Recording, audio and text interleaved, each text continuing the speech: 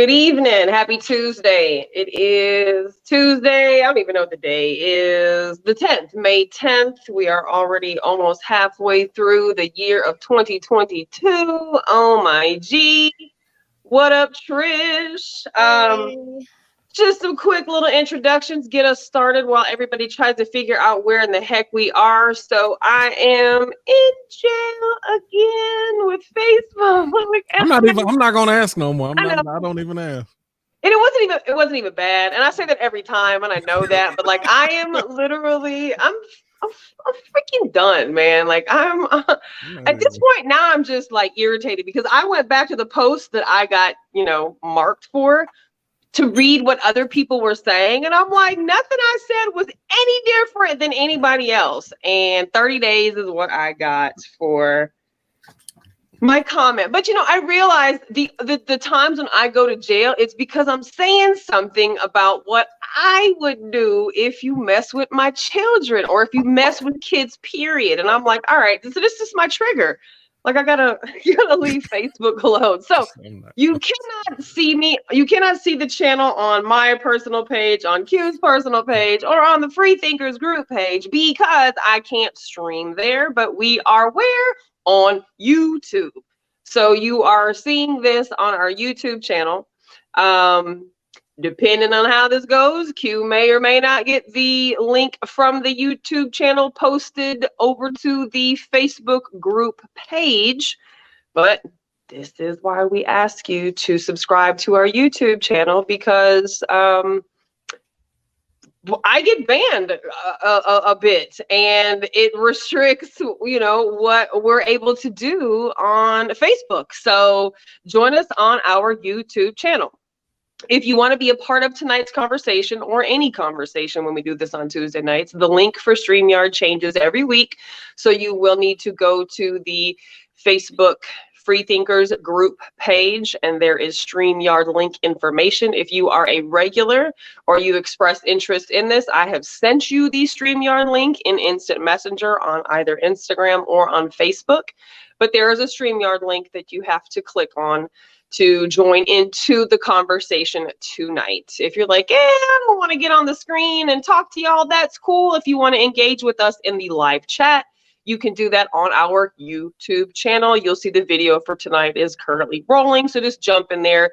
You can interact in the live chat. The live chat comments come onto our screen here. We can all see them, and then generally we will throw that up on the live meeting, and we'll kind of dissect some of the comments that you guys are giving to us. So again, the YouTube channel is where you will find tonight's stream. It may or may not go to Facebook, just depending on if Q can get it up there or not, but I am in jail, so we can't do that. So YouTube.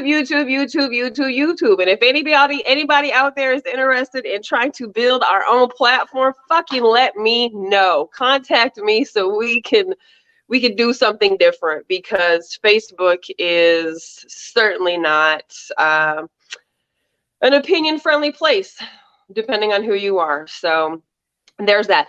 And tonight we have a really good conversation. What's up, Kevin? Tonight we've got a really good conversation going for anybody who follows us and some of our other podcast family.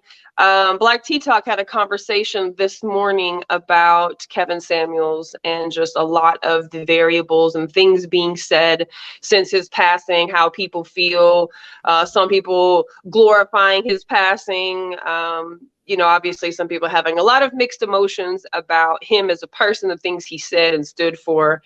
And it was a really good conversation this morning on Black Tea Talk. And so we figured we'd bring it on over here, keep this conversation going, because one thing that Tiara mentioned on the show this morning was that this conversation does need to happen. And so regardless of whether or not you like Kevin Samuels, didn't like him, thought he was a jerk, thought he was God, whatever your personal feelings about this human were, the things that he did bring to his show, the topics he did discuss, the things that he said, certainly are worth being talked about. And a lot of people feel like the things that he did say need to not be swept under the rug by people whose feelings get hurt. So what better place to have this conversation than, of course, free thinkers. So we'll talk a little bit about just our, our different opinions on that, and then depending on how far we get with time, if we have time to go into it, Tiara had also posted a question on the Facebook group page that basically said, let me not even paraphrase this. Let me just pop up the image of that she posted. And so I want to talk about this because obviously if you read between the lines, you probably have an idea with why one would ask this question. Should 13 through 19-year-olds be able to adopt children? And there's some really good commentary, some really good dialogue going in the Facebook Free Thinkers group page on this particular post. But we definitely wanted to bring it up here. If for some reason we can't get into it tonight because we just do the whole entire hour, hour and a half of Kevin Samuels and issues or whatever, then we will pick up with some of the Roe v. Wade stuff next week because that is also an equally hot topic. Let me let this guest in. You can certainly join us at any time. Hello. Oh, where'd she go? There she goes. New with the new glasses. Yeah. You can join us at any time. Of course, we do like if you join us in the beginning of the conversation, just so that everybody's on track with where we are. However, if you are joining us late, that's okay. If you need to leave a little bit early, that's okay too. You certainly do not have to stay for the entire conversation. This is an adult conversation. It is adult content. So language, of course, is, going to be spicy, quite possibly. Totally up to you who you want to listen to this conversation or not. So if you have not taken the time to subscribe to our YouTube channel, please do that now. And if you haven't hit the share button, Q says sharing is caring. So make sure that you hit the share button. We want to be able to continue to grow this Free Thinkers family. And that helps every time you guys hit the share button. So with that being said, I anticipate we'll have some folks tap in here probably the next couple of minutes or so. But Tiara, I'm glad that you're on today because you were a big part of that conversation that took place on Black Tea Talk this morning. Yeah. And Cynthia, I see Cyn tapping in as well. So all of y'all, with the exception of Trish, we're certainly a part of the conversation that took place this morning with Black Tea Talk and Kevin Samuels. And I think that a lot of great things were said. I think a lot of great points were made. I'm in jail, so I can't comment in the feeds, right? So I had this notebook paper with 8 million different notes put on there.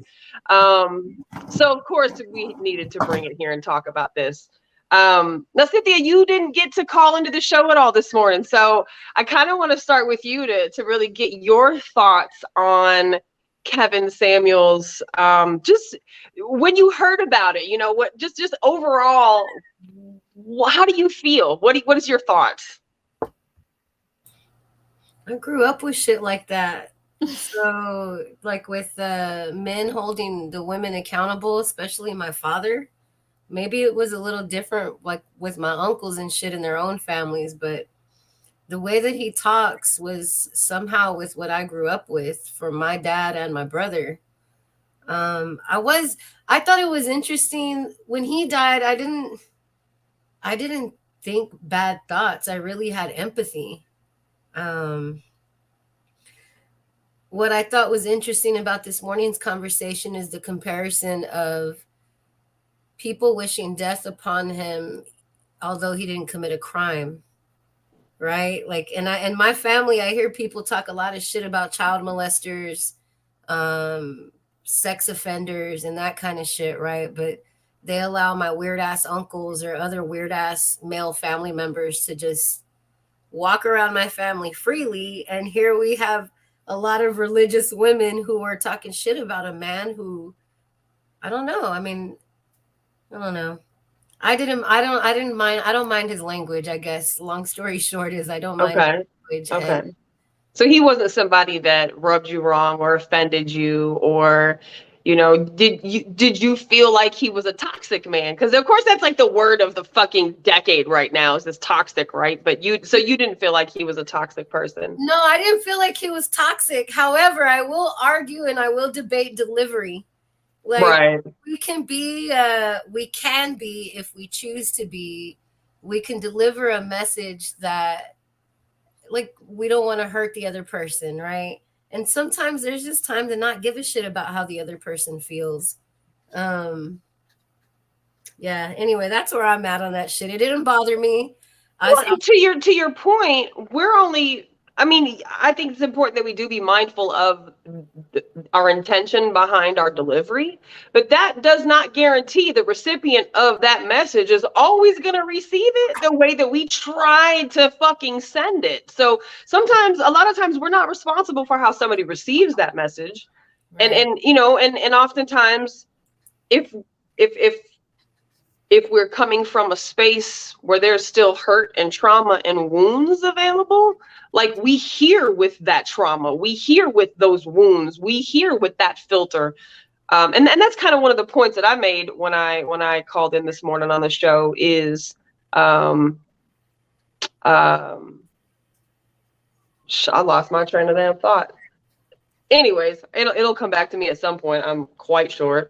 Trish, you also were not a part of the conversation this morning, assuming you know who Kevin Samuels is. What are your thoughts?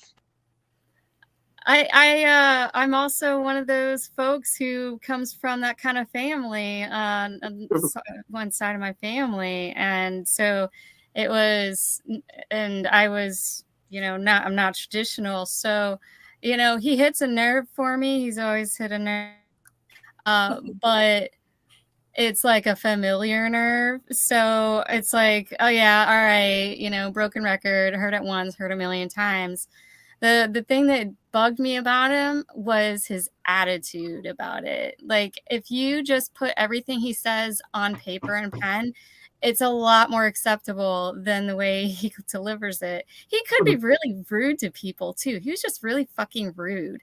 Like, I mean, I just, the first one that pops in my head is like a woman saying, yeah, I want a guy who makes like 150 a year. And he's like, or something like that, and he's like, "You're never gonna get that. Like, you don't make half that. You're never gonna get any. Like, don't even make half that. Whatever." And I'm like, what kind of negativity is that? It's so condescending, and he's just really condescending. I'm like, dude, I'm broke and I'm fucking millionaires. Like, he can get out of here because he doesn't know how good she sucks dick. So, you know, like stuff like that is just. It's like, you know, the way he is just. Rude. Oh, I have a question. I have a question. It's controversial, so it's bringing him in the dough. There's that. Go ahead, Q. What's your question? Rest in peace. I gotta say, I'll say rest in peace. Sure, for sure. So here's what this is one of the questions that branch off from me. For me, are we?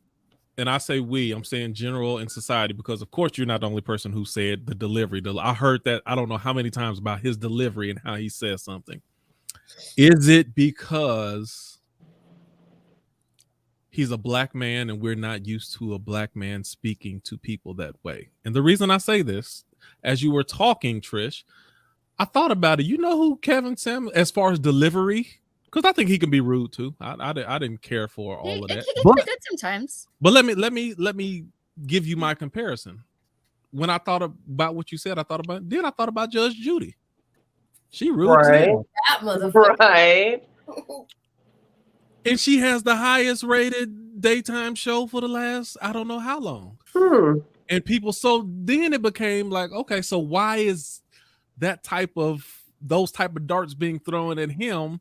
right? Meanwhile, this Jewish white woman been able to sit here and tell people to shut up and sit down and you stupid. You're a moron. You're a moron. You get to say all that for the last 15, 20 years, and there's no big outcry about that. Again, that's the question. And then on top of that, I think, when I get to the other part of it, I don't want to pile up on questions, but that's my assessment. Tell me what you think about that. Too. Go ahead, Cynthia.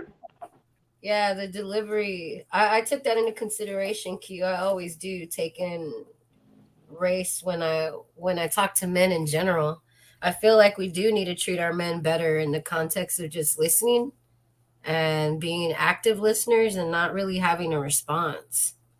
Like, because Smack did mention that to me is when we talked about delivery, and for me it's not that. For me, it's more my obstinance is rooted in my relationships with men in my family in general and not really race. So I just want to be clear on that. Sure. My yeah. So when I talk about delivery, it's because I don't want to hear shit from a man, first of all. I have to unpack that shit. Yeah, Kira lies our problem, right? Tell the truth. But you're aware of it, so I mean, shit, you halfway there, goddammit. Acceptance is part of this, is the first step. I am very aware too that our men are suffering, and when they're not heard, they are taken out of context. Even Mexicanas, like I often hear Latinas are spicy. Fuck that shit. Like, I know. But I'm using it to compare it to, like, there's still suffering going on within our Black and brown men. And as women, we do need to acknowledge that and treat you better. Period. So Cynthia, I love the fact that you came out and said, well, first of all, I don't want to be hearing this from no man. That it sets the table and it sets context for what you say. What I hate is people will give 3 or 4 or 5 different reasons why they didn't like him, but ignore the real reason, which is some of these people, they just don't want to hear that coming from no man. It's the same thing with Colin Kaepernick. It wasn't why he was kneeling. They don't want you to bring awareness to police injustice. That's really what. So stop talking about the kneeling. Stop talking about all these other things around it, but not speaking about the real thing. Is if he said I'm taking a knee for breast cancer awareness, it never would have been a problem about his knees. If he said I was doing this because I'm kneeling in support of the troops and I want them to come home safely, it never would have been a problem. But it's what it was about. So anyway, my whole point is say that. Say it. Right. Tell the truth. Shame the devil. Right. And then we can have a real conversation from that. But I hate having conversations around things that are not the real issue. I'm sorry. Go ahead. Agreed. Tira, what are your thoughts? I think I'll probably reiterate a little bit of what I spoke about earlier today. I didn't like. There's some people that wish, that he got his karma and they wish death on him. I just don't care. I don't know if that's bad too, but I just don't. And a lot of celebrities, I don't, or entertainers, I don't, because they're in a different atmosphere than what I have to deal with on the day to day. So getting emotional one way or the other, like, I just feel like I don't care enough. Then I've like what you said, Quentin. Judge Judy was able to say some provocative things in provocative ways, and she was granted license to be able to do this. This is true to her character and why people tune in. And there was the same thing for this gentleman. Whatever you want to call him. But this is the thing. We created that. Women, the ones that complained about the issues, is the ones that brought him to the spotlight in the forefront. So it's like you don't get to complain, and you're the reason why he's there in the first place. And then I look at people like Judge Judy, and I used Howard Stern and how vile and the ways he would come at different people on his show. And Robin would sit there and laugh. Robin would sit there and laugh, and I didn't find it offensive back then. I mean, I'm sure people did, because, he was cussing and it was sex kind of driven and things to that nature, but no one really had an outcry like they had with Kevin.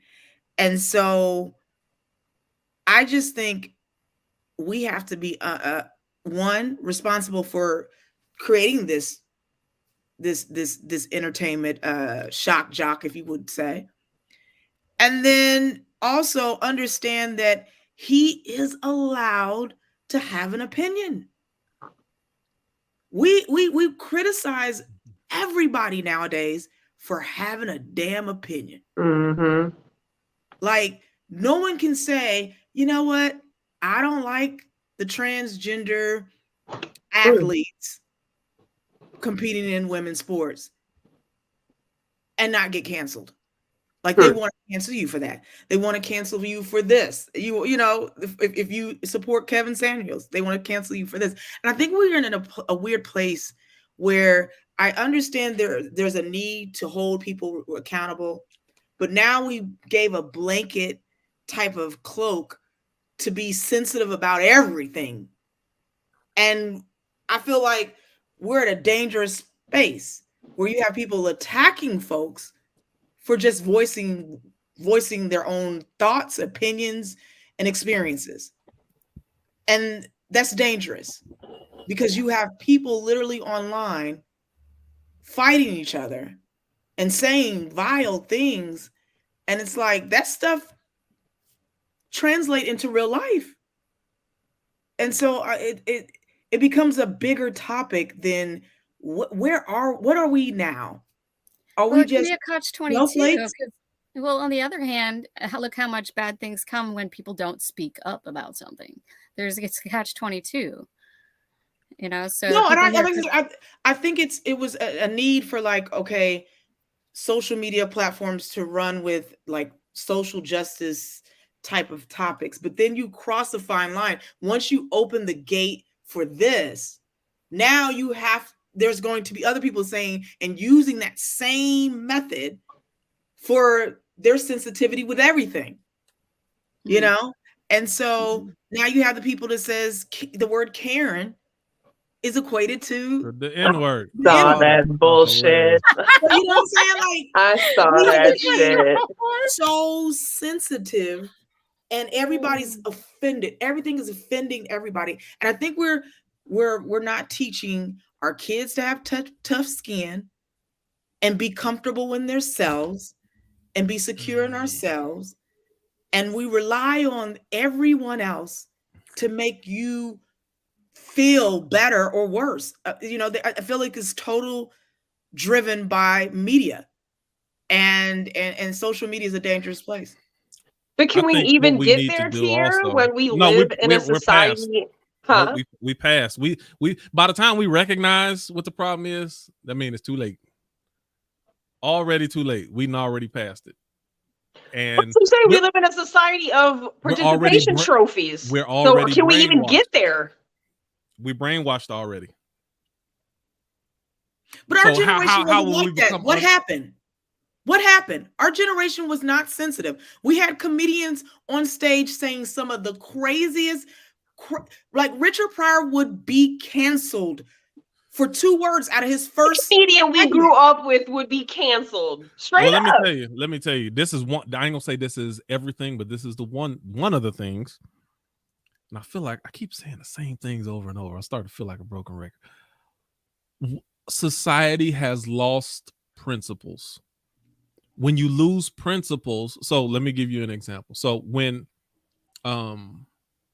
back when Luke came out with the 2 Live Crew and they were trying to ban him and ban rap music, and there was a certain section of people, a lot of people were dummies, but there was a certain section of people who took up for Luke, even though they didn't listen to rap, they didn't like his lyrics, they didn't approve of anything, but for the principle, we have to protect freedom of speech. If we allow them to take that away, then we'll also allow them to take other things away. There were principled people who stood on things to say, it don't matter if this is my cup of tea or this is my avenue. The principle itself says we need to stand up and fight for this. And somewhere along the line, when everybody had an opinion through social media, we started only championing the things that were of interest to us, or that would pull our heartstrings in some type of way. Not realizing that even those things that you don't care about, if you allow the government or people or society or the masses to pull those rights away from that person, they coming down your road later. Chris Rock talked about that in a special like 15 years ago. I think is Never Scared or something like that. He talked about 9/11 even before all before Bush got caught doing all of that stuff he was doing, he was like, man, look, you gotta be careful. Because he was like, soon everybody was so upset about 9/11 that they were like, yeah, we just got to get them, man. Forget those. You got to get the Taliban. You're like, all right. So then it went from Taliban to, yeah, we need to get those Middle Eastern people. Like, hold on now. All right, now we got to get those Muslims. It's like, see, if you don't check stuff, it keeps going until eventually they come in. He was like, I know, because I'm just waiting for them to say something about niggas, because we coming up next. It's like, if you don't check the principle of something, it's gonna come down your road. And now, once it finally comes down your road, then it's like, oh shoot, how did we get to this point? Because when they was doing that to Susie over there, you didn't say nothing. That's why. When they was attacking the mosque, you didn't say nothing, not knowing that after they got done with the mosque, they was coming for the church. And after they come from the church, then they going for this organization and this group. You wasn't paying attention then. So now it's too late. All right, I'm done preaching. I agree. But also too, and people have to understand, it's freedom of speech, but not freedom from consequence. So as a result of you dumping sewage, said company, into rivers and poisoning this group of village people in this community, I can use the power of my voice as well and my dollar and not support that. And so on the flip side, we also got to understand that people can feel the way they want to feel about things. They have an opinion and voice, just like the person that should have a voice as well. So everybody should have a voice. So I can have a voice that voices how I don't like it. Right. I don't like what you say, Kevin. But okay, like Tierra, you got to be careful too, though, because when we say freedom of choice, freedom of speech is not freedom of consequences. We have to also be careful about the consequences that we allow others, whether it's the masses or the government, to levy on people, because it still becomes a form of speech suppression when you put harsh consequences on people just for opinions. That's a dangerous thing. And they say, oh, you still got the right to say what you want to. Not if I'm gonna lose my job. What choice do I really have? For me, supposed to be on some entertainment platform, social media, and then I have an opinion of something that doesn't agree with the masses, and now I'm no longer employed and I can't feed my family and I'm in the unemployment line. What type of choice is that? Yeah. And I do think people talk too much. Like, it's oversharing too much. Stuff that people say on social media used to be like kitchen table stuff, only said in our house, and now we're just literally, I mean, I think there was a boxer that said something, he had an outbreak or something. Yes, the herpes dude. I was like, why would you say like that? I had 2 outbreaks this week. I was like, people, we don't need to know that. I'd be scared to fight him, not because of the herpes, just because he ain't got no filter. I'm whatever. Like, scared to say that too. I don't want you to fight me neither, goddamn. But I'm just saying, like, I think we overshare some stuff, and I think that's what gets us in a lot of trouble, where we, you can't walk that back. But point of reference though, a lot of people, like, I forgot what the percentage is, but at least like a third or fourth of or a half of like people who wrestle, they get herpes. Like, it's constant skin to skin. Yes. Skin to skin contact. So it's a huge percentage. There's other stuff too. Musculum contagiosum. They could get that. It's just the skin. Yeah, so for like a lot of people who wrestle, like high school, college, that's it's a pretty normal thing. So he's speaking about it like don't nobody care, and everybody else like, hold on. Okay, that's a whole lot going on, but it's just the fact that I think we share sometimes. That's a lot going on. It is like, I didn't know all that. That was now you want me to make you want to look at stuff, but now my kids can't wrestle. Shit, right? Like, I think that's what the problem lies. I think we have diarrhea of the mouth. We talk about too much, and my thing is, everybody doesn't need to know what you feel or on a certain topic or something. I mean, these people don't care about you one way or the other. So why are we spilling our heart out to the people that really don't give a damn? Because it's replaced real life. People have allowed social media to replace real life, real communication, and real friendships. So real stuff, where I take my real stuff to my real friends. Yeah. People who've replaced their real friends with social media, they just take it to social media because that's their real friend now. Mm-hmm. That's true. That's true. That's very true. Yeah, environment is everything too. I gotta admit, I confess, like back when I worked in mental health, like when you live in a lockdown, or excuse me, when you work in a lockdown live-in facility, you know, it's the conditions are severe enough that it gets to be the type of graphic environment that you have to detach from and what's the word, adapt to, and you just totally desensitize.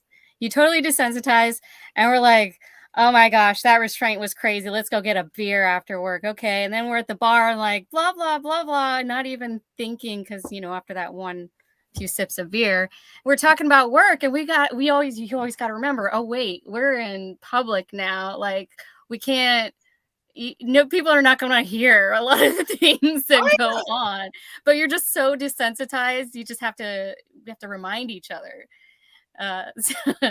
Guilty. I know I'm definitely guilty. And as far as the Kevin Samuels and the social media is such a terrible, toxic place, because we only pick apart things that we want to challenge or highlight. We don't really get the whole story or lay of the land first before we even get to figure out what we want to, you know, feel about something. And social media is great for sound bites, and a lot of people use that in a wrong context, because they basically can write anything. Anybody can write on anything about this particular thing, and people are like, oh, well, let me think and say something about it too. And it's like, you didn't even watch it. How do you know? You took a sound bite. That's reality. So we have to get out those snippets, like Facebook, Instagram, Twitter. All these things are like in 3-minute bites of time or less. You see, they're getting shorter and shorter. Now it's just 15 seconds. But you know what they're adapting? They're adapting to our attention span. Yeah. And it goes to show that we have a shorter and shorter attention span. And even shows that bless you last 30 minutes, 45 minutes, hour, nobody's gonna watch that stuff. And like they used to say, if you want to hide something, put it in a book. Now all you got to do is hide it in a podcast that go past an hour, and ain't nobody gonna watch it. So even the podcasts that do last over an hour, they have to start breaking them down into segments to where people will actually watch them. We got some issues. I think social media is the root cause, and I think a lot of people use it as a crutch. Really, social media is our root cause, but I think it definitely has attached itself to whatever those root causes were. So it's like, you know, because you come across people who are like, yeah, I don't do social media, and it's like, really? You don't do any social media? Yeah. So and then you have some people who that's all they do is social media, like you said, here, like the massive oversharing, the people who turn to social media instead of turning to people, turning to friends, you know? So I think that there's other root causes. It's just certain people are or are not going to fall victim to social media. And I think that it's very easy to fall victim to social media and develop an addiction to social media, be it the constant validation from other people, from just posting something and getting a like or getting a share or getting a heart, turning it into then selfies and videos. And, you know, so it's social media can be a great tool. And so I do like part of social media that allows for the flow of information, but a lot of it, but I don't think that social media today is about the flow of information. I think social media today is a control factor for civilization, for everybody that uses social media. You know, something as simple as them tracking your algorithms, and something as simple as them, you know, putting sponsored ads up when you're having a conversation with somebody and you're not even on your fucking phone, you're just talking to somebody in the room. Like, they have found a way to now control us. So for those who fall victim and can fall prey easily to social media and its crutches and its, you know, little cavities of bullshit, like, it's real easy to make that seem like reality. Like, this is real life shit. And I guess on one hand it is, because just because it's on social media doesn't mean it isn't really happening. But some people are not able to like disassociate between really, really real actual relationships and human dynamics versus the shit that goes on with social media. And like, so when it comes to like Kevin Samuels, I personally, he used his platform in the same way in which all of us use our platform. You know, we all have individual shows and things that we engage in. And so like we use these platforms to share information. I didn't have a problem with what he said. I didn't have a problem with all of the things that he said, I guess I could say. I don't necessarily agree with, everything that he said. I mean, who does? But I too found that his delivery was, I didn't care for his delivery. I didn't care about what he said, because, sometimes the truth is fucking hurtful, and I get it, but like, he came from a space in some of the shows that I saw where he sounded like a bitter man. He sounded like a hurt man. He sounded still like a wounded man. And so when you have those feelings and then you come off as attacking, or you come off as ridiculing, or you come off as, shitting on the next person, and in this case, women, I didn't like that. Just in the same token, I don't think it's cool for a woman to talk to a man in that form of fashion, because she's got some feelings about him or men or whatever the case may be. And we're fucking humans. We're not perfect people. We are learning this journey as we go along on this. But I was really bothered by the responses of people who were like, that's what he gets. I have a question his karma. That. I got a question about that. So for any of you who on your thread, your circle of friends and influence, number one, two-part question. Number one, had any of you encountered people that you personally knew who did the karma, that's what you get type of sentiment? And if you saw any of those people, what did you think about that? Did it change the way that you viewed them if they wish death to someone who gives their opinion? Or like, did that change your view of them at all when you saw someone that speaking so ill of the dead? That's my question. I didn't care. I guess I'm just so detached because people have done far worse. So I know, but hold on. Let me rephrase. You don't know Kevin Samuels, but you know the person who made those comments. Yes, I've seen people say that, and honestly, that's their right. If they feel that way about this situation, I don't know their history. I don't know their past. I don't know their experiences, but they have a right to their feelings. So it didn't change your mind. Everything they say, I don't. But I'm saying, as far as when they said something, it didn't affect the way that you. Defending thing. Go ahead. You're a little choppy. Go ahead. Sorry. You're all right. Yeah, I don't know if my internet's gonna be good. Sorry. What I was sorry. Go ahead. I forgot to. Try one more time. Say something. Try one more time. You still talking, Trish? Don't give up yet. Try one more. Okay. Testing. Whenever I hear people say like, "Oh, I wish you were dead" or something like that, they don't mean it. Like this, I think this goes along with the offending thing versus how we grew up. My mom is gonna kill me. Oh man, okay. I'm gonna kill him. Whenever my friends say stuff like that, especially in that Trump era, like we're talking about Trump. Right. I don't take it literally because it's our generation. I get that, but Trish, he's literally dead now. Like he's actually dead. And so I get it when people say that and they're like, I really didn't mean that. So I get that. I'm just like, I had no idea. Yeah, so I'm like, once they actually die, then it's one of those things that I feel like I don't agree with a lot of things with what people say and do, and I don't try to fit them into my way of thinking, and I don't really try to adjust to their way of thinking. We're our own people, and I respect people's thoughts. I think it's kind of lack of great moral compass or character. And yeah, but the people I know have done other things that I've just Tiara, let me say this. Some other stuff that I'm like, this ain't the word. Like, this is just words they're saying. I've seen worse. I got that, but I'm drilling down on this. When you see somebody that you know make a display that shows a lack of moral character, again, that doesn't affect the way that you view them or the way that you relate with them. I don't know. Sure does. Comment on that when you're done. R. Kelly, and I necessarily may not care for R. Kelly. I don't give a damn that they do. Okay. See, I do, because that's for me how Principle is set up. and I applaud people who are like, fuck them.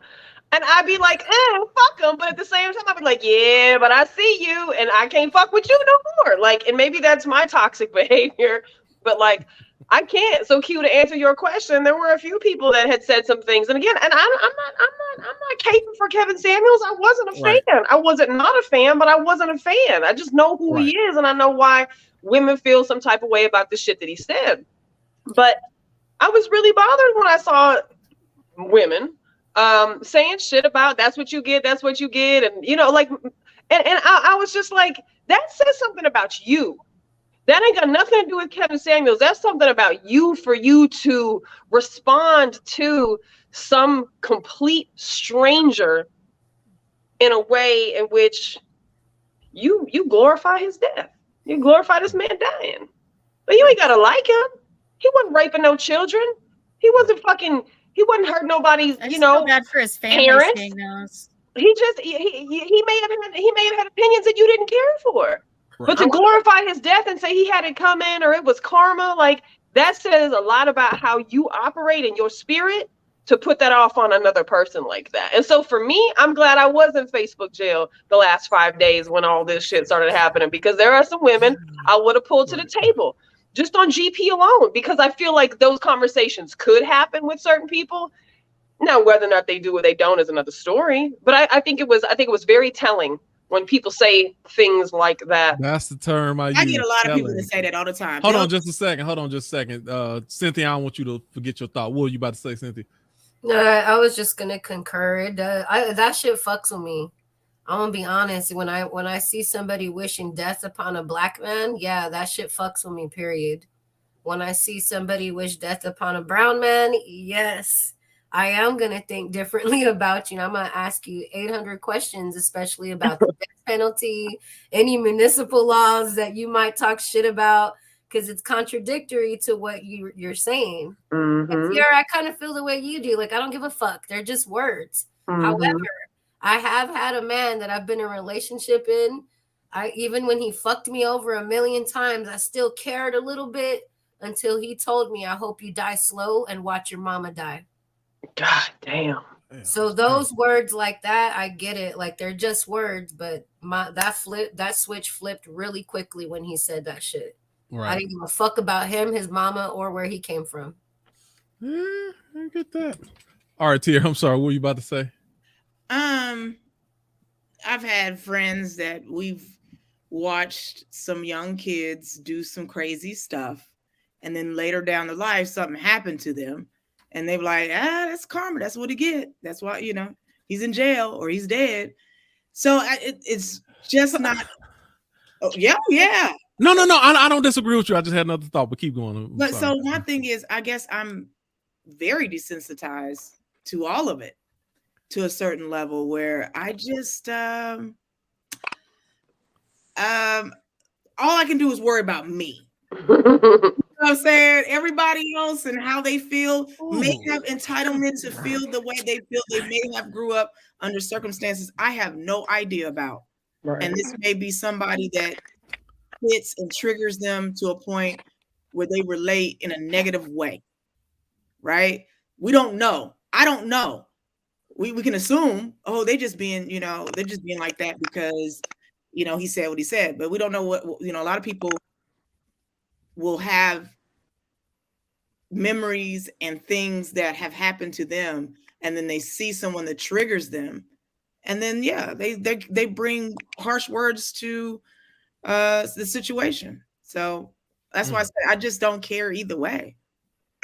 I don't know these people. I think stories. 2 questions out of that, but Ivory, go ahead first. Go ahead. No, I was gonna say I think I'm a mixture between Tierra and everybody else. It's like I seen some people I knew who said some things, and my initial reaction was, if you could be that nonsensical about somebody dying, I am not gonna engage in a conversation with you about it.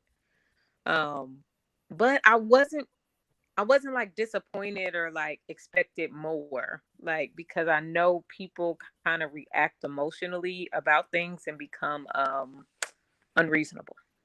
Right. Now, I will say, once I see that you are that unreasonable, not that like I won't have a relationship with you, but I will not try to talk to you about the deep things of the world. Mm-hmm. We can just keep it on the surface. Real surface level. Super generic. Emotionalism keeps you from reasoning correctly about things. So we can just we can keep it up top. But yeah, so I was kind of in between. Mm-hmm. Okay, so I got 2 questions. Number one, Tierra sparked some thoughts. Now, when we talk about karma, how strong is karma supposed to come back? So if you speak, I mean, like, dang, is it supposed to be like on an equal level? That's what I'm saying. That's what you get. Oh, said some mean things, die. What the right? fuck? You mean things. You're potential misogynistic. Now you die. Like, oh, that's what you like. Really? Is that the equal karma for that? I'm questioning. Like, where does I don't believe in karma? So yeah. I don't believe in it the way other people do, but go ahead. Yeah, I think it's perspective of how, I mean, I think they think anything negative that happens to a person, whether he passed or leg got cut off or got kicked out of his house, they will say that was karma. Right. And why is it only the thing that you know about? Like, how come it couldn't be? We only attach it to what we know about a person. So if Ivory cut her eyes and rolled her eyes at me in church, and then she trip over the carpet and fall down. Like, see, I told you that's what. So I immediately attached it to her rolling her eyes at me, like, what is she might be beating her kids and doing something else terrible. Why do we only associate it with what we know about a person? Is that like a vindictive, like, unconscious vindictive desire or something that's being fulfilled? Let me say this, Nikki. This not only that, you're so self-centered. In your mind, you feel like God needed them to be exposed in front of you. So it wasn't just that she tripped over. God allowed her to trip over the carpet and fall in front of me so I could acknowledge that he was getting her back for rolling her eyes at me. That's how central, like, egocentric people are, to think it's so much about them. Yeah, that is definitely like that's the oxymoron. God don't like ugly. That's ugly. Ugly. That's super ugly. Jeez Louise. But you know what's so crazy? I feel like it's the competitive nature in individuals that underlines a lot of things, and also pettiness nature. I can remember me and my brother, like, we had to be the last person to either speak when we're arguing, or you know, kind of, don't touch me. I gotta do the last person to touch. You know what I'm saying? Last word shit. Yeah, we did that type of behavior, and I see that translates in society more than we think. Like, somebody always needs to get that last lick. So him passing is almost what they felt like their last. Getting the last lick. Getting that last lick. I show you up, or something like that. And I think that's where people get like this insane level of thinking, because I think it translates in different ways throughout society, of this pettiness. And furthermore, we don't know nothing else. We don't know much about death, so you shouldn't speak on death. So then and that's part of the things where a lot of churches,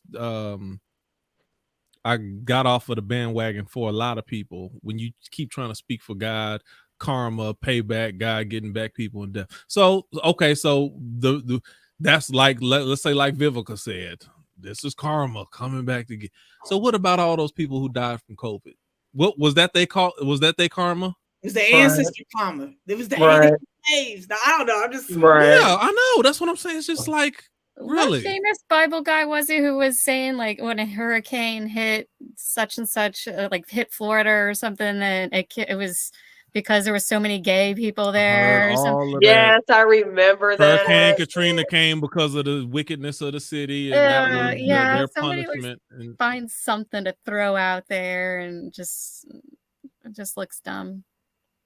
So was the advice that he gave generally bad advice? Would you quantify it? Like, would you rate it in bad advice? I'll rate it as it was a solid B. And when he was right, he was really right. Like, yeah, you really need to listen to this. And when he was wrong, like, nah, don't listen to that at all. He way off. That's way, but no, there's a lot of stuff where you should take it into consideration. And the fact if you've never certain things you never heard before, then that means you're not thinking at a wide scope. You only think in tunnel vision because you only see things or hear things from a certain group of people.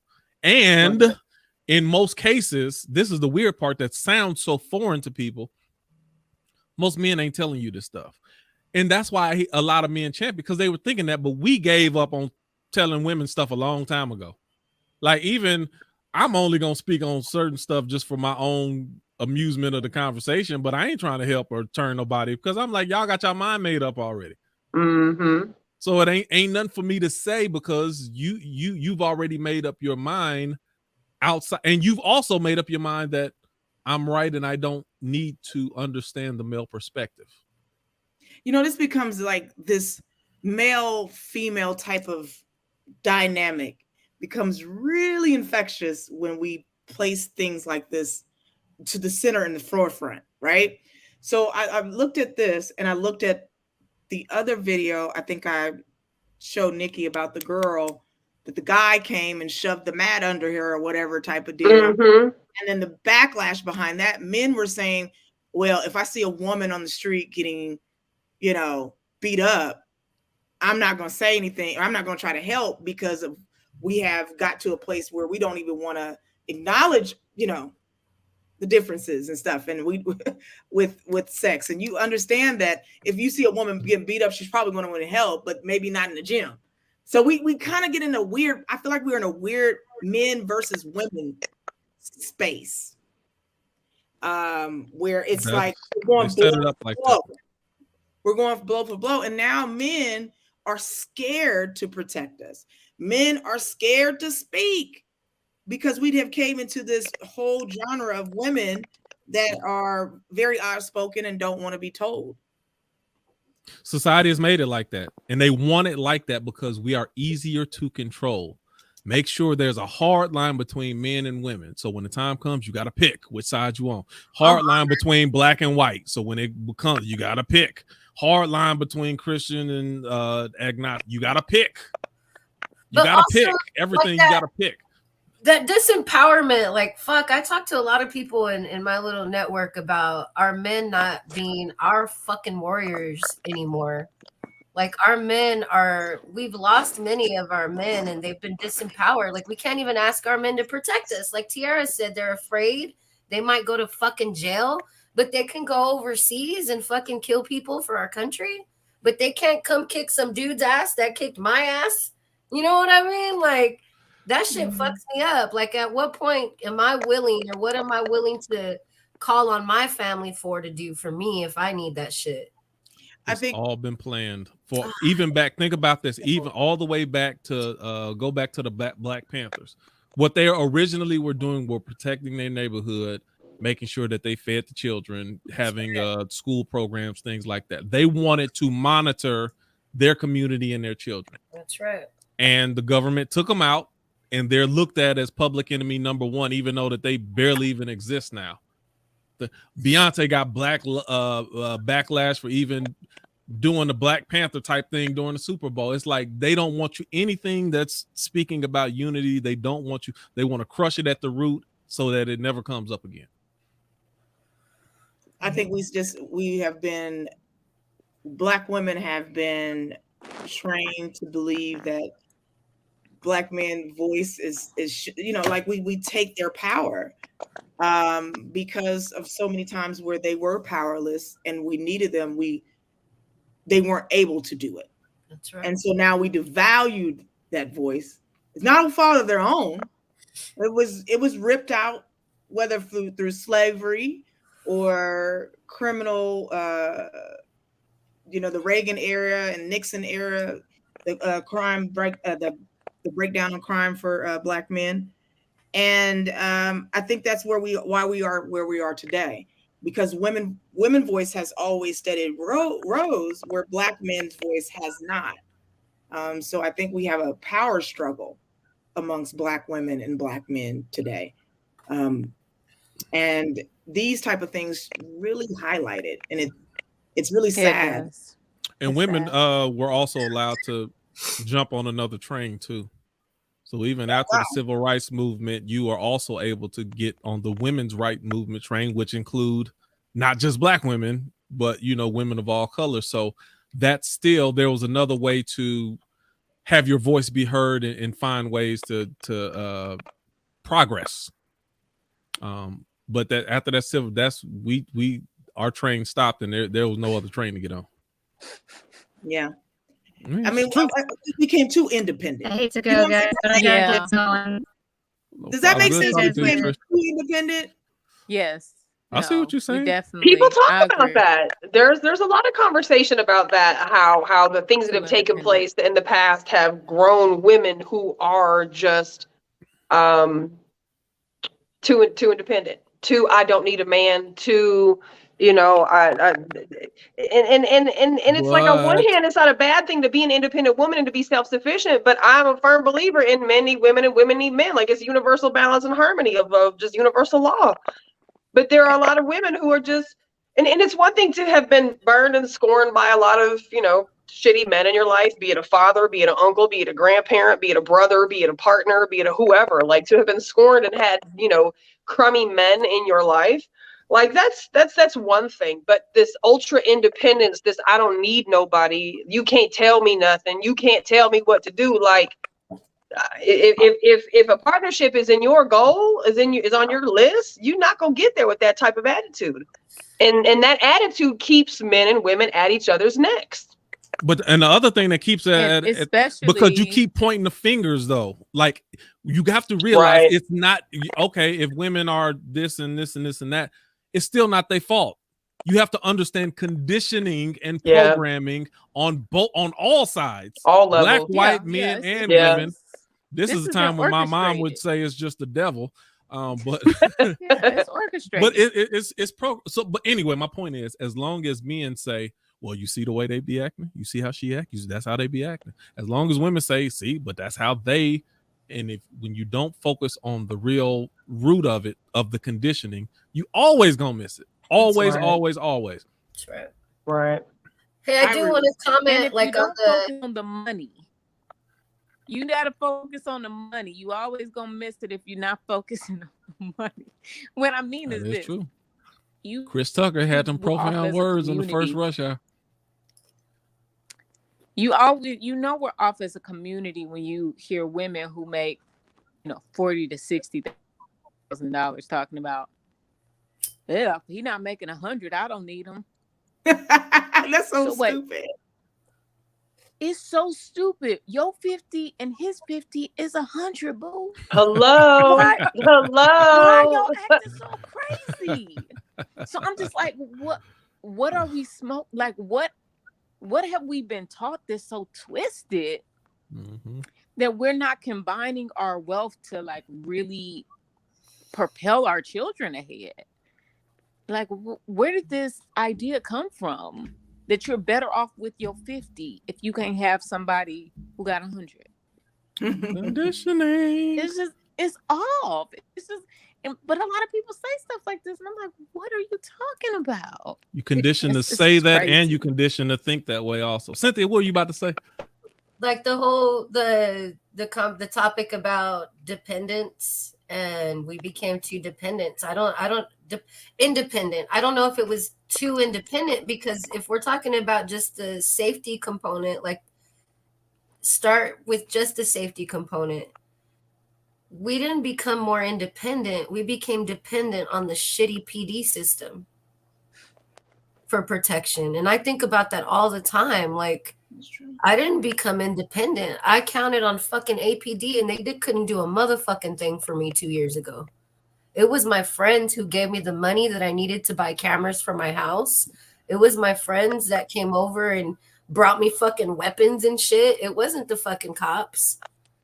And that wasn't independent to me. That was like, fuck, I didn't do shit but count on people that I couldn't count on when I needed them. So I don't know if it was we became too independent. We became reliant on other systems. It's a false, yeah, that's true. It's a false sense of independence, but you're still relying on other entities. Very Yeah, false. I agree. Mhm. I agree. Yeah. So, okay. So, okay, let me go and get this one in for Will. Hold on, let me see. What time is it? 9:06. We got enough time to jump if we need to. Now, Terry, you said something else, and you mentioned how you feel that you become desensitized. Yeah. And I thought that was interesting. And I think a lot of people have, but then it struck a question in me. If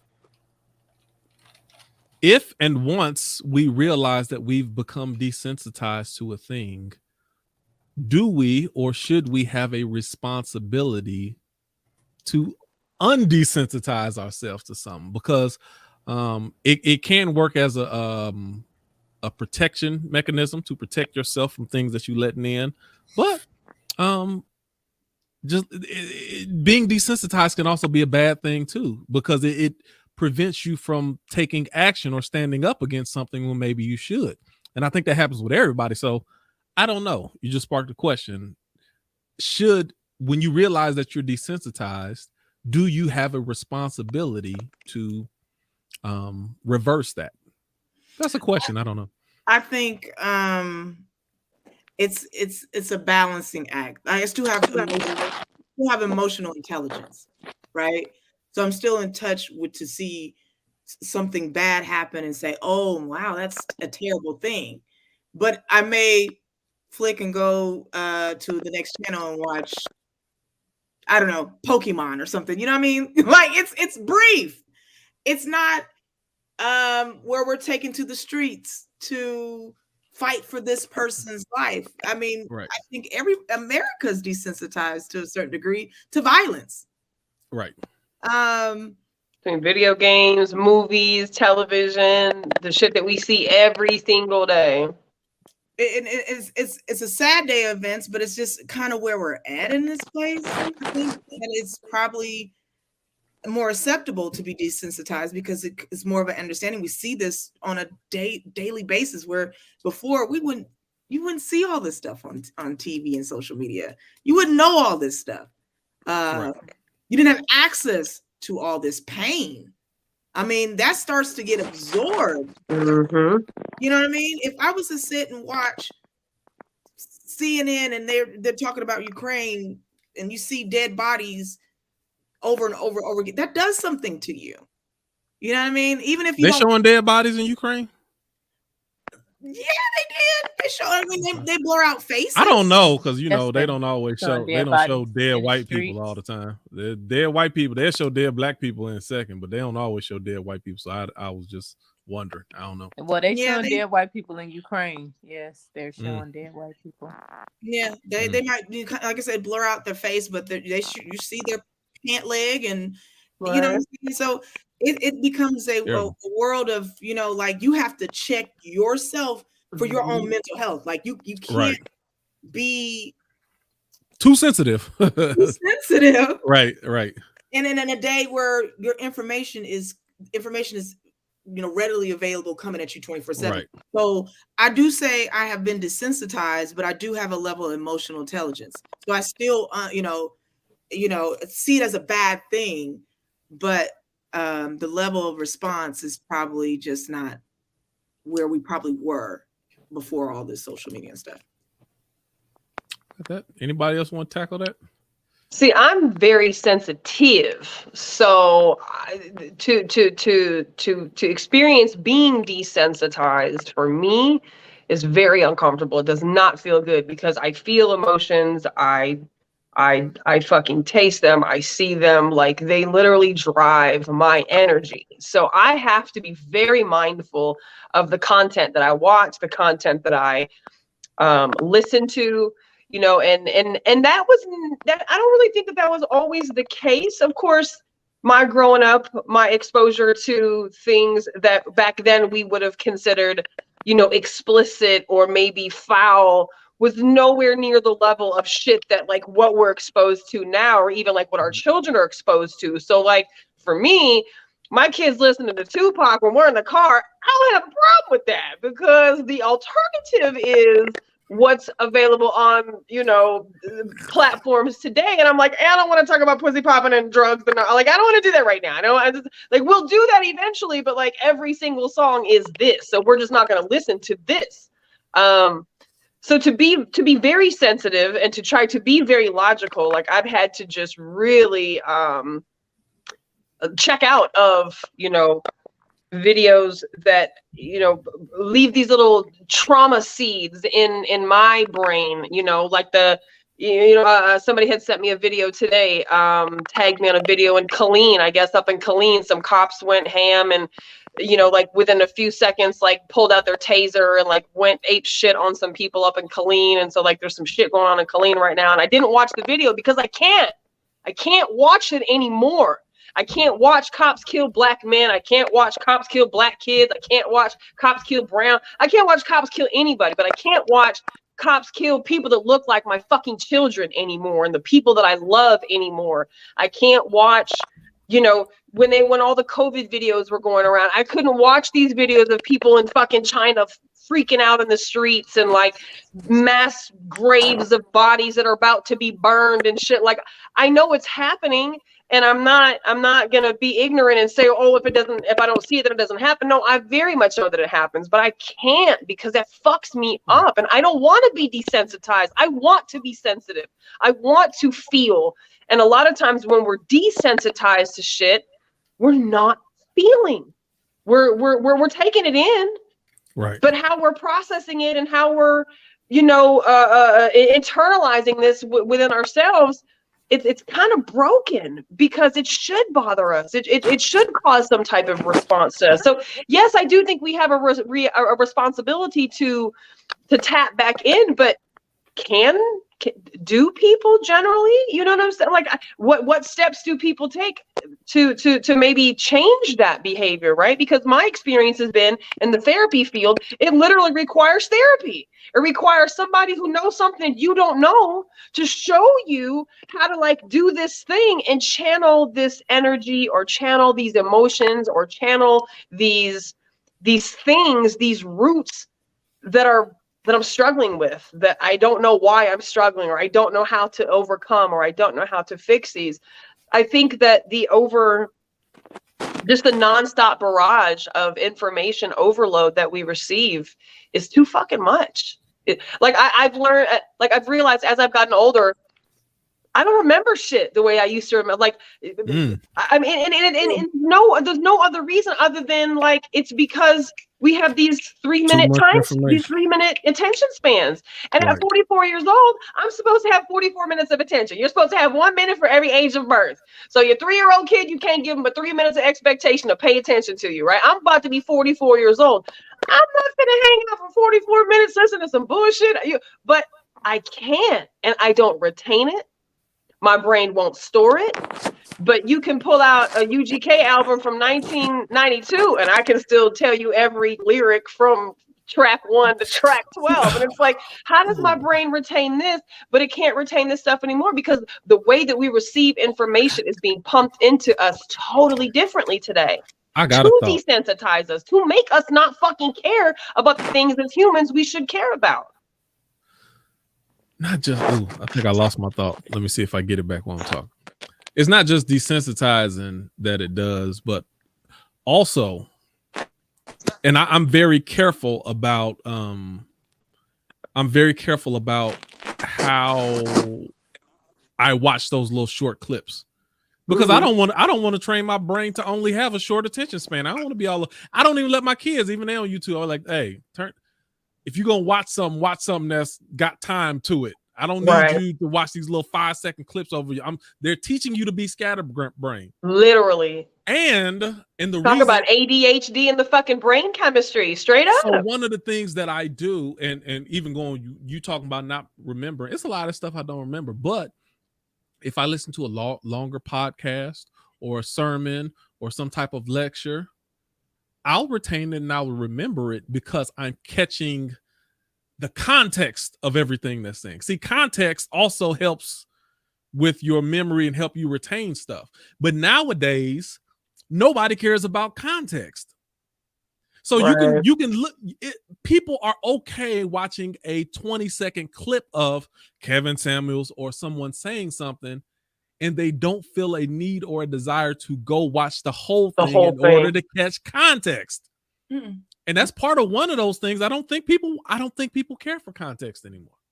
And that's sad because that's the accuracy of things, or that adds to the accuracy of things. And then we have we don't care how accurate it is. We're addicted to the feeling that it gives. Then we have the class of people who won't do any kind of research or won't watch even a three-second clip, but will have an opinion. Who will have something to say about something, but you didn't even watch it. You don't even know what we're talking about. People who didn't even hear any of Kevin Samuels, shows talking shit about him today. And it's like, but you never heard anything he said. And I never spent a lot of time invested in what he said. So I don't make a lot of comments about shit I don't know. I just know that some of the men that I know who are huge advocates of him also speak from hurt spaces and also speak from bitter places. So I'm a little sometimey when it comes to, how I engage in conversation with them because, I started also practicing this. This came even before social media. This is a practice that I have from church. And even if you know about hermeneutics or how to properly interpret the Bible, you don't let someone just bring a scripture to you and say, well, the Bible say this. Okay. So anytime somebody brings just a scripture, I go back, then I read the chapter. I go back, I read the whole book because I want to catch a full context of what's being said. Not just, that's another thing. When somebody just come to you with one scripture and all they doing is giving you a soundbite and putting their interpretation on top of that. Like, no, give me the full, what did the writer mean when he said this? Don't give me just a piece of it. So I started practicing that way before social media. So time somebody just showed me a short clip, I'm like, I don't know. I had to hear the whole conversation in order to catch what they were actually saying. Well, it just kind of goes to, I think the train of thought that I had lost earlier is when it comes to Kevin Samuels, you either like or you didn't like what he said. But I think a lot of times for people who did not like what he said, and I mentioned it this morning on Black Tea Talk, is it's hit dog holler syndrome. A lot of women were bitching and barking and complaining because he was fucking talking about them and he just highlighted their shit. And I'm sorry, but like men and women, we have to be able to be called to the table. We do. If we cannot be called to the table on our shit, we are not going to grow. And I think about all the times my dad called me to the table and called me on my shit. I didn't like a single fucking time that he drug me to the table and highlighted some stuff that he needed me to take a look at as a woman, as a mother, as a daughter, as a human, as a whatever in this society. But that's because I didn't like what he was saying because I knew he was telling the truth about some shit I was doing. I didn't have any business being mad and defensive and angry. I could have chose that. But I chose to listen. And something that you had said in the show this morning, Tierra, you had said men and women need to listen. And like I wrote that before you even said anything, like huge fucking letters. We have to start listening to each other. We just do. That doesn't mean we have to agree. Women aren't men and men aren't women. Husbands aren't wives and wives aren't husbands. I mean, and this dynamic between male and females can go a lot of different directions. But when it comes to intimate relationships and men and women relationships, intimate relationships, which a nature of the calls, of course, were about on his show, we have to fucking listen. Ooh, I got another. I'll let somebody else jump. I got another question. I would just say, and the reason why I really wanted to horn into women have to listen to men.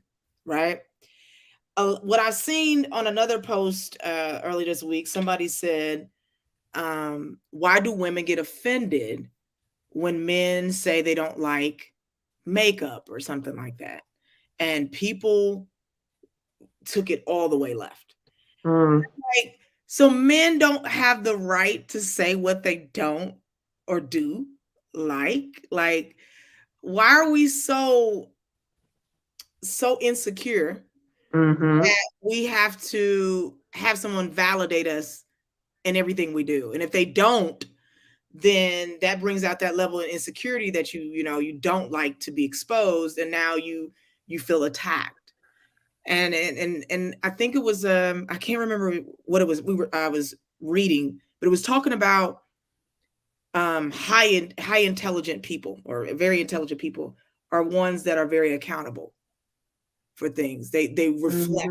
They reflect.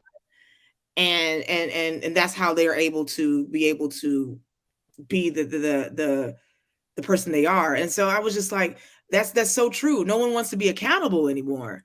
Like, nobody wants to show have somebody show what their bad side is, or reveal that, or speak to that. It's only want the rosy picture. Everything that goes well needs to be seen. And maybe that's what social media has done, Tierra, because on social media we only highlight the good shit. Most of us don't talk about the bad shit. And those of us that do have a very interesting following of people who trust us now because we're able to be vulnerable, because we're able to be good and bad, as opposed to some people, they only highlight the good shit. So you would never know there was anything bad even happening in their day to day. And so maybe that's where social media plays a part of that, is the validation, the attention seeking, the constantly needing to be liked and loved. Yes, that too. I have another thought. Huh? I said I have another thought. Go ahead. I was going to say also, there's another stream under this where, and it's been on both sides. You'll hear Black men say that Black women need to not speak negatively about them. But what if you're doing something negative? We can't say that it's negative if it is.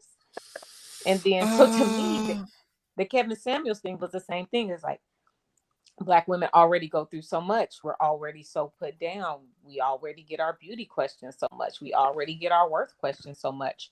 How dare you talk negatively about us publicly, and what we're already going through? But I'm like, if we can't talk to each other as Black people about what's wrong in our relationships and what's going wrong, like, how can we ever get better if there's now this standard that we always have to pretend like nothing's ever wrong? Well, and that's like family dysfunction 101, sweeping shit under the rug and acting like shit don't happen. Like, that's literally the number one way to have a dysfunctional relationship, is to act like shit ain't shit when it is. But I think there's a difference. I think a lot of Black people, we lose decorum into everything ain't ears for mixed company. And a lot of stuff so we think, just use the example of a lot of the other races. Do they go through anything different relationally that we don't? For the most part, no. But how do they deal with it? Do they shout the discretions of their partner out loud to all of social media and get a whole bunch of random people involved that have nothing to do with it? Like, what other thing? Let's just think about that. When the last, do Asian people get out there and put their husband or boyfriend on blast? Do you see that with white people? If so, how often? Do you see that with a lot of people? A lot of other races know how to keep that stuff closed, tight knit, to where we're not doing all the bleeding over everyone and allowing everyone into our inner doors. So I think that's the balance. It ain't saying that if you're doing some BS that you don't need to be called out on it. Right. But how? Posting it on everybody probably ain't the way to do it. Go ahead, Ivory. In a general sense, I'm not talking about individuals being blasted, but I'm saying in a general sense, if I wanted to say, hey, there's it's a group of music that's being pushed that I think is negative for our community or negative for Black women. And they say, but Black men are making that music. Okay, well, I said what I said. I should not be able to say it because black men are making that music. Or if Kevin Samuel says like, hey, this is a particular problem for black women, he shouldn't be able to not say it as a black man just because it's public and it's about black women. I mean, and I was going to add to that, Ivory, we do this protectionism for the wrong reasons, though. We protect the wrong reasons. We protect that person in our community that you knew killed JoJo and Ray, but you don't want to snitch on a black man because he has to fight. We already got to fight the system. So how dare us? Well, see, that's outdated too, Tierra. See, once upon a time, Tierra, the reason they didn't tell the police because they was gonna handle it themselves. We're not telling you nothing because if I tell you I know who did it, when this person show up dead, you gonna know probably know it was me who did it.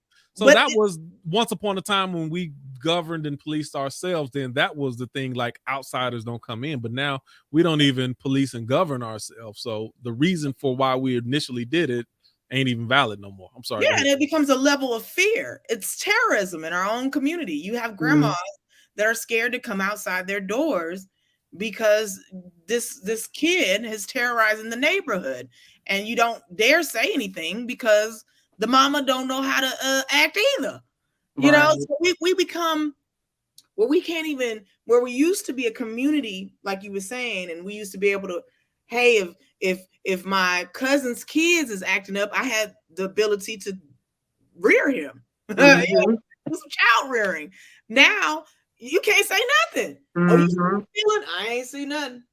Well, and this is what you see in the schools. This is what all the teachers are fucking quitting in droves for. They're like, people always say, oh, it's the kids, but it's the parents. Because you didn't cut the balls off all the teachers, so I ain't mad at them for leaving. Yeah. Like they don't have any power, any power at all. So it's like, and there's no support. So like, Tierra, your question, like what happened between us and the next generation? Like, where did this disconnect come from so much that conditioning over time? It's hella. I mean, the conditioning is it's everywhere. And that's what's genius about them devils who do that, because it's not one particular thing. It's a conglomeration of a lot of things. The programming is everywhere. So it keeps you from focusing on one thing. It ain't just the police. It ain't just the judges. It ain't just redlining. It ain't just the court system. It ain't just the sentencing. It's a combination of all of those things to where it makes it hard for you to pinpoint one actual thing, because it's not. I mean, we become a devil smart. Go ahead. I'm sorry. I was saying our generation, we weren't as fearful. You know what I mean? Like, we used to go and do some kind of like, how did I survive that? Stuff where we now are protecting our children experiences, and now we have over-parented the kids to oblivion where they're not self-sufficient. Right. You have, my mother's a teacher. She says she has parents doing their kids' homework. You know, I remember the days where, you know, my mother used to tell me, you go sound out the word. You know what I'm saying? Nothing I could use to help me, like a Google or something. Right. And so we were more self-sufficient. And not to try to jump onto the next conversation, but there was 9-year-olds at home called latchkey kids and didn't need a parent there. You know what I mean? We don't do that no more. We're scared to leave our 9-year-olds at home because we think they're going to start fire. They ain't got common sense to lock the door. They're going to leave the water running. You know, stuff like that. We're really fearful, but we weren't a generation of fear. We didn't have babysitters, and that's I saw a quote years ago. It said, we didn't have babysitters. We locked the door. We didn't open that motherfucker until your mama got home. Like, we followed instructions. Yeah, you didn't have babysitters. Like, how many of us came from families? Older sibling raised everybody every day during the summer from 7 a.m. till 4, 5, 6 o'clock in the afternoon, and shit got done. You survived. Don't think about the good sides. Now go back and watch Yanla and see how half of that stuff popped off. But this is where convenience culture has completely ruined us. convenience culture, you know, everything at a whim, maybe even being desensitized, you know, I mean, so then you've got parents who are now completely overcompensating for being a single parent, for maybe being poor, for maybe, you know, having to work 2 jobs, for having whatever the case may be. So many times when we are already insecure, we then overcompensate in our children, and we think that we're giving them all these things, and we're really fucking crippling them, actually, you know, and then they turn into 20, 25-year-olds who can't make a doctor appointment. They don't know how to, like, they don't know how to search the grocery store, like the simplest of shit. When we were like, I mean, I remember being like single digits driving a truck, like, you know, not like I'm driving on the highway going places type shit, but like, it was like no big deal if you had a grandparent who had a little bit of property, you know, or even didn't have any property, but had a little piece of something. You finna drive a truck at 12 years old. You're gonna learn how to drive a car. Now, I mean, and not to say kids still don't do this, you know, but it's just the kids are so fucking coddled because something went wrong with the parents somewhere. And part of this goes back to, like Kevin Samuels, bringing things to the table and addressing issues within the men's dynamic, the women's dynamic, the men's and women dynamic, the parents dynamic. Like, you don't have to like everything somebody says, and they can make you feel some type of way because of what they said, but you have to ask yourself, why does this bother me? Why does this bother me? And if it's bothering me because this person is telling the truth and I don't like the way this sounds, and that's about you. This is about you. That's what you gotta figure out. Let me ask the question real, because it's 9:30, so we're gonna wrap up. But let me ask this real quick, because Tiara said something earlier, and Nikki, you co-signed on it. It made me think about something. We talk about people need to listen. Men need to listen. Women need to listen. Husbands, wives need to listen. So the question came to my mind is, do you feel like this whole gender neutral thing, to where everything is fluid now, is starting to play a part in our ability to let me say it like this. I'm not one of those gender fluid people. I believe men are men and women are women. I believe that there are biological differences between the two of us. And there's a lot of differences, emotional, on a lot of different levels. We are different. So because of that, I don't look at a woman and think I can speak for her experiences. I understand that there's things that she thinks, ways that she behaves, all of that I will never know, never fully understand, because I'm not a woman. I don't have the ability to fully understand. So therefore, it's more paramount for me to listen to them, since I can't grab the experience for myself. And any woman who has that same idea, as far as the differences between the gender, that it shows them the need to listen to the other gender, because they don't have the ability to obtain it themselves. But now, since you're in this gender neutral area or era in life where everybody's everything, and so if you take that mindset, now you might not think that it's necessary for you to listen to a man, because he ain't no different than me. I ain't got to listen to her because she ain't no different than me. And in actuality, we are. But anyway, my question is, do you think that plays a role in breakdown in communication, some of this new gender fluid, gender neutral type stuff? I think so. And I think the women's rights movement was another thing that we started to have a bigger voice. And now, you know, it became so loud that we don't want to hear the other side. And I don't know if that was I hope that wasn't the intention. But it seems like that is the intentions now. I gotta pay attention. You know, that movement is ran and led by man haters. It's a difference between being pro woman and being a man hater. You got to pay attention to this stuff. But go ahead. That's what I said. It's, you know, I don't know what the original reason is. They said that we want to have rights, and not have to have a man be able to decide things like property and the ability to work and take care of themselves. But I really deeply think that it was some other things going on, i.e. Planned Parenthood and things like that were a deeper problem than what was on the surface. But the fact that we have a problem with communication is because we're too busy talking at each other and instead of to each other. And we use our life experiences to make those ill judgments, because you categorize men because of your poor relationship. You categorize women because of how your mother raised you. And I'm like, that is a terrible way to think.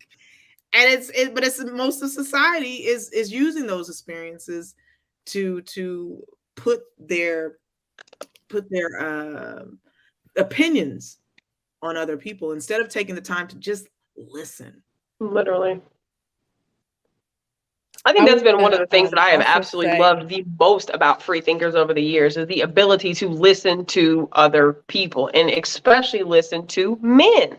You know, because it's not everybody wants to share, not everybody wants to talk, not everybody's comfortable putting themselves out there in the ways in which we do on this. And just sitting in a room with men who are willing to talk and willing to share and willing to be vulnerable and willing to tell the fucking truth and know that I might piss some women off in this room, but this needs to be said. Like, I am so much better of a human, mother, woman, partner, just person, being immersed in so many point of views. And I don't agree with everything every man says, obviously, and vice versa, but I listen. And I don't know if I always did that. I don't know if I always did that, but I do today. And the value in that, I take me out of the equation. And because if it don't apply, my dad always said, let it fly. So if he says something that doesn't apply to me, that's cool. I hear what you're saying, because this is the male's perspective, something I'm never going to be. But I think it's absolutely critical, if you want to be a partner, if you want to be successful as a human in whatever your journey is, you have to learn to listen to other people. Doesn't mean you have to obey. Don't get wrapped up in the word listen, like, oh, you can't tell me what to do type shit. Okay, right. Take that on and keep being single. Take that on and keep not having friends. Take that on and keep not being able to be successful in your business or whatever other endeavors you want to do. But that attitude is going to be the reason why you keep slitting your own throat. Listening is so important. And I guess that's just the main thing I took out of Kevin Samuels' whole experience, is I don't like everything he said, but I listened to what he said because he's a man coming from his perspective of dating women. I don't date women. I don't know what that looks like. But I'm a woman who wants to be dated, so I have to listen to the things that you know what I'm saying? And I don't think that there's anything that doesn't make you weak. That actually makes you a much stronger person to be able to listen to somebody else than to just shut them out and, you know, my way is right all the time, my way or the highway type shit. I'm sorry, Ivory, you were saying something. Oh no, and it's completely, Tier had just sparked a whole new thought with what she said about the feminism. And I'm starting to realize the older I get, everything comes back to money. Mm-hmm. And I was just thinking, like, and not saying that these societies have everything together with women's rights and stuff like that, but societies who take care of women and children when they are spouseless, you know, when they're widows, when they've been abandoned, when they've been these things, you don't see this uprising of women like fighting for rights in the way that we had to, because of capitalism, women were not being taken care of. Because of racism, because of the history of slavery, Black women and their children were not being taken care of. And so then you do take to the streets because I'm going to let my kids starve, because you I can't get a job, or you say I can't own this property, or I can't, but this becomes like, but then of course we have the remnants, but like, it's easy to point fingers, like it's the Black woman's fault, it's the Black man's fault. No, it's capitalism's fault.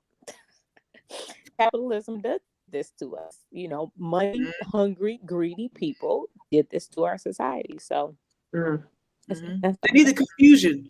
So you can keep your mind focused on that. Yeah.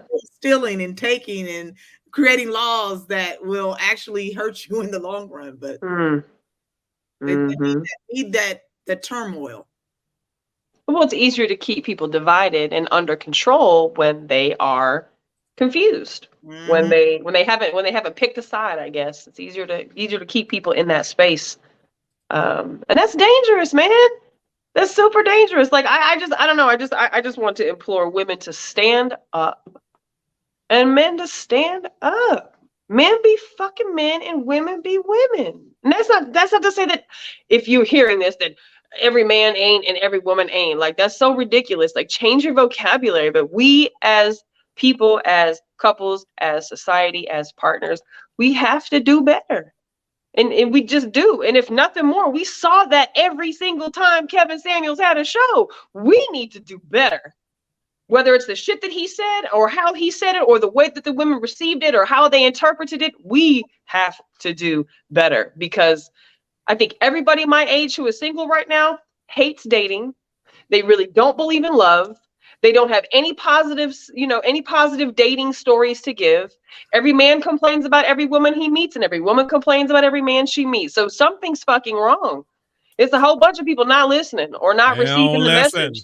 You know what I'm saying? And that's what I'm saying. So we have to do better. It's a man that's ready to love you the way you need to be loved. Say that again? It's plenty of men out there that's right. ready to be with you and love you the way you need to be loved.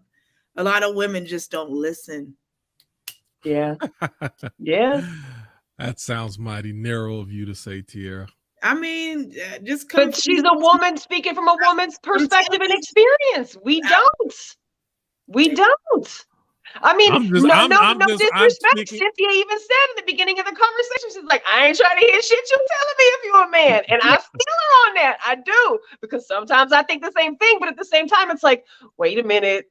Let me take me out of the equation and listen to what's being said. Apply where I can apply and let it go where it doesn't apply. But like, it's the defenses and being naturally defensive is a trauma response. It just is. And we have to start to be aware of these things and tap into these things if we want to change the course of relationships. Yeah. And probably, pulling off of social media and engaging with people differently, because I don't think it's going to get any better. And I'm not generally like a pessimistic person, but I really don't see where relationships are heading any better than where they've been the last, I don't even care. Like, that's one thing I don't care. Like, I do a singles group and I do a few other things, and whether it's from a business relationship, whatever it is, if you don't want to listen, I don't care. Look, I'll see you again in 10 years. If you the same spot that you were 10 years, all right, well, how's it working for you? I can see you again another 10. All right, well, how's it work? You sticking to your guns. How's it working? That's it. If you like it, I love it. I ain't gonna say nothing about it. Right. And let me also caveat to, we also have to stop talking about what we don't do well and start talking about what we do well. Yeah. I'm saying, you see how everybody's the language, the energy. Absolutely. Yeah. Oh, we all, I get that women may not listen or I'm generalizing, but what are women doing well? Because I hear a lot of people bash men and I hear a lot of people bash women, but obviously we're making more babies. So what are we doing well? Having sex, acting like shit don't stink, but it do. Not healing. You know what I'm saying? It's a lot of work we gotta do, but we gotta start with listening. Yeah, I mean, sometimes you can actually get more out of a person if you also incorporate some positivity. If you always act mode, you're always saying, women don't do this, and this. You instantly shut down a lot of people from being open-minded, because all you're doing is just a list of problems. True. Right? So I think it's also important that if we are going to do that self-awareness and also do that self-reflection, that we also speak about the good things that we do for each other. Right. Like, there's a lot of beautiful Black men that have done many incredible things for Black women, but we don't focus on that. When Kevin Samuels was talking positive, that didn't get far on social media. You know what I mean? Like, those type of conversations when he attacked men didn't get far on social media. So we have to reconsider where we're training ourselves to think in a negative way about everything. What is the positive things that that's a sales tactic? That's one of the 101 sales tactics. If you're ever in some type of either doing anything sales with somebody trying to sell you something or opportunity, if you ever done any multi-level marketing stuff and they do a presentation, first thing come out their mouth after the presentation, okay, tell me what you liked about that. They don't say tell me what you didn't like. They don't say tell me what you think. They say tell me what you liked about it. Focus on positive. What positive? And it could be 10 things that you didn't like, but that wasn't my question. Tell me what you liked about that. And we're gonna build off it's directing that energy. It's directing that thought process to manifesting positivity. Like, absolutely, 100%. Yeah, 100%. Model. Like we're so critical. We think deficit first. It's like an unconditioning and an unlearning. Asking that question, like, tell me what you liked versus tell me the bullshit you didn't like. And you know, it's funny because people have to stop and think for a second because what did I like? Used to being asked about the positive. So now they be like, oh, okay, like, so what do I like? You know, that's funny because that also comes up when you're trying to restore something, or even, for example, today I asked my mom, like, hey, what do you need to move on from this?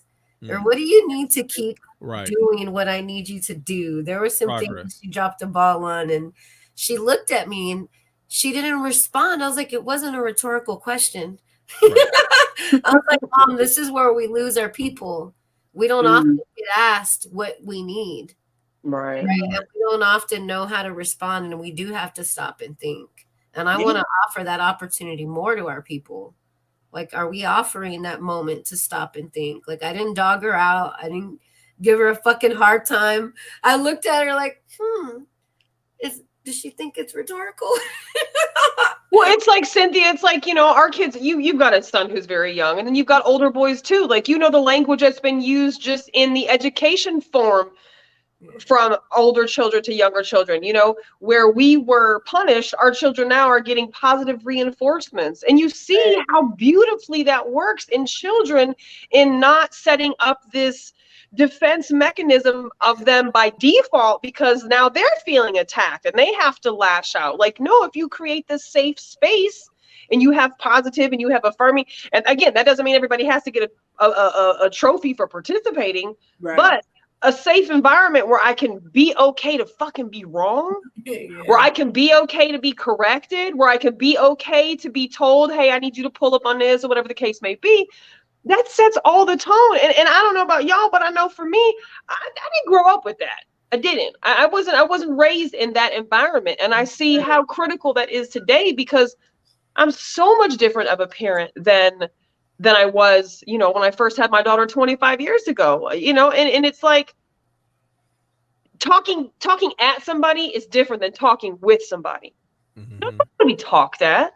You know, so the littlest things, like your language and the words that you use, the empowering words as opposed to the negative words, like even just speaking well words into existence creates an energy that fucking feels good. And it's like, it leaves me with a better taste in my mouth than tell me what you don't like, tell me what I did wrong. Like, I feel you on that big time. I had a friend during COVID kind of threw me off. It actually threw me off during COVID. It was one of my friends checking up on me. Instead of how you doing, do you need anything, she asked me, she said, how can I support you? Hell yeah. Oh, wow. I'm like, shoot, I ain't thought about it. Like, it actually made it had to make you think, like, okay, well. But I mean, it changed. It, first of all, it got me out of the mold of the normal response. I was just gonna say that. The automatic response. Nothing, everything. No, but it forced you. How can I support? Okay, shoot. How do I need support? Let me think about this for a second. You know? Right. So, I mean, but positive, it's the way that you word things. A lot of times that it makes a difference. So yeah. It's just simple. Sometimes it's easy. We're trained to think this negative, the glass half empty type of situation, because it's perfectionism. You know, I don't want to, you know, be so vulnerable or naive or, right. you know what I'm saying? And it's really not that, but that's where we associate it. If we're always thinking of things of the better side, everything is going to be okay. Right. Then maybe when stuff ain't okay, then and that's the other thing. We've been conditioned to cliches. Mm-hmm. So when somebody asks you a cliche question, you respond with a cliche answer. Mm-hmm. It's just it's automatic and natural. When somebody goes outside of that, now it forces you to go outside of that cliche answer. Like, oh, okay. They asking me a real question. They not just saying it just to say it. Let me give them a honest response. So, yeah. Yeah, it's really simple. Just what are men doing well? What are women doing well? That goes a long way. Just say you ain't getting no views from that question. No, you're not. You're not. Right. You were to say, you know what, Quentin, you do an amazing job with Freethinkers. We appreciate you for running the show and taking the load and having these conversations. Those little things. It don't cost nothing. Nothing. But you speak in life into people when you talk like that. And it's like the fact that hurts somebody's feelings to speak life into somebody, like that says a lot about a person who cannot speak positivity and life into the next person. We should do a whole show on what men and women are doing right. You know, because it is important to highlight those things.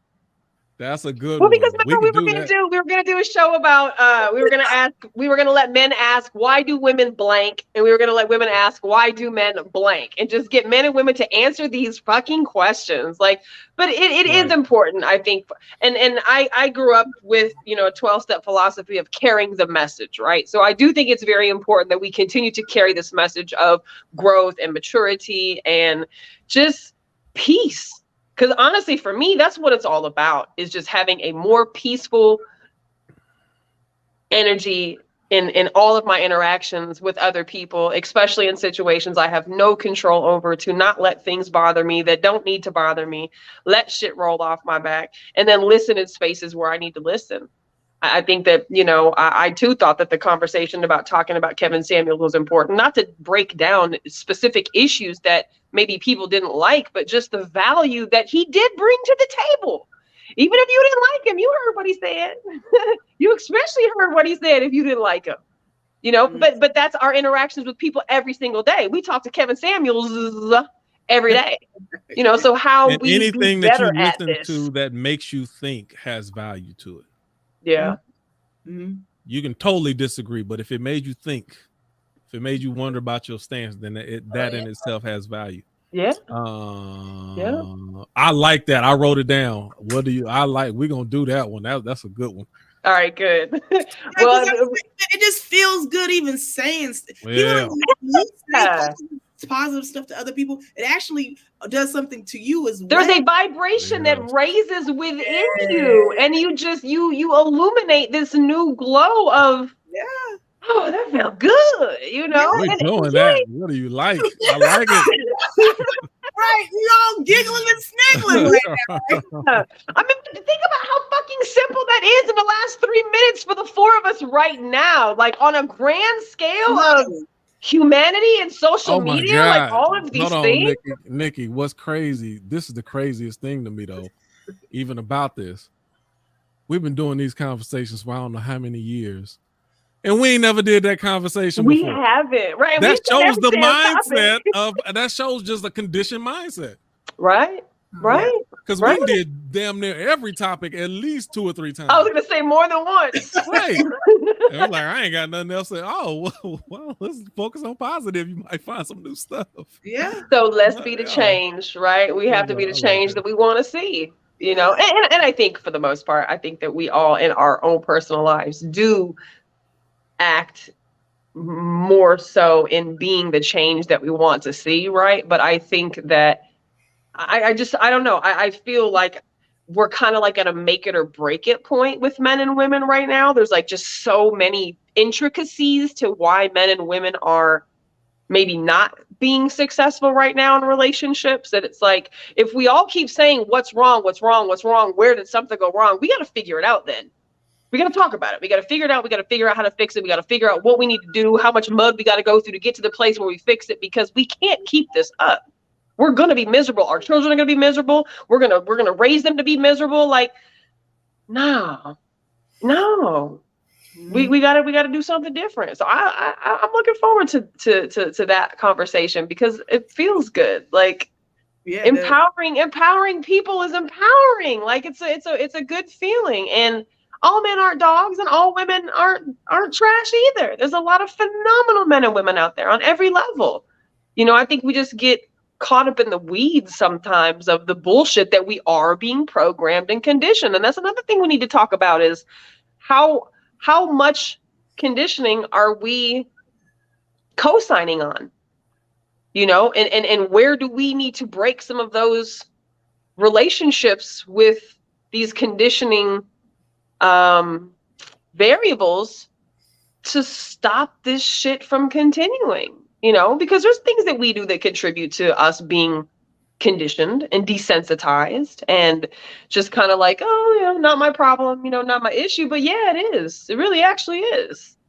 I think practicing these conversations and having them as often as possible definitely helps. And the more comfortable we are in engaging in this and it carrying out into anybody that we touch or cross paths with, that's the way it's done.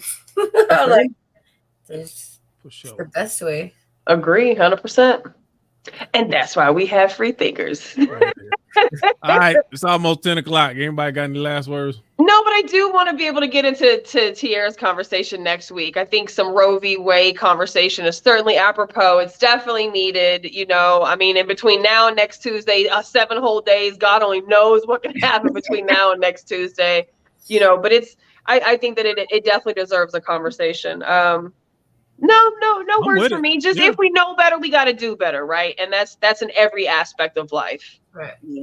Yeah, I agree. So along with that, continue to work to know better, gain knowledge, gain understanding. If you know better, do better. All right, keep working on getting knowledge. There you go. We only can get better if we work on ourselves to be better. Right. Absolutely. And it's crazy because at the end of the day, when you see the little things start to work out, you're like, damn, this is great. It's not too shabby. There are wins. There's always good kick, but the wins are phenomenal. Hey, and on a Kevin Samuels note, a little shout out to our honest friends who be telling us to get our asses to the gym when we need to. I don't mind that shit. You know, because accountability is not a bad thing. If we stop trying to skirt accountability, we gonna be all right, man.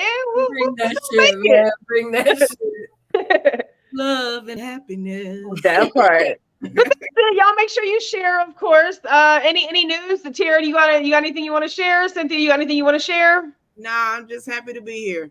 Well, yeah, thanks for joining us tonight, John. I'm glad you already have a part of the conversation. And then if you were curious about, you know, more of what we were talking about earlier about Black Tea Talk, definitely go and pull up the Black Tea Talk episode from this morning. There was some really good jewels dropped in there. Great conversation. Post your stuff on the Facebook Free Thinkers page. Join us over on our YouTube channel. Share. Got any topics that you want to hear us talk about? Please drop them to us and we will gladly talk about them. And otherwise, we'll see y'all next Tuesday. Thanks for tuning in tonight. Y'all have a good night.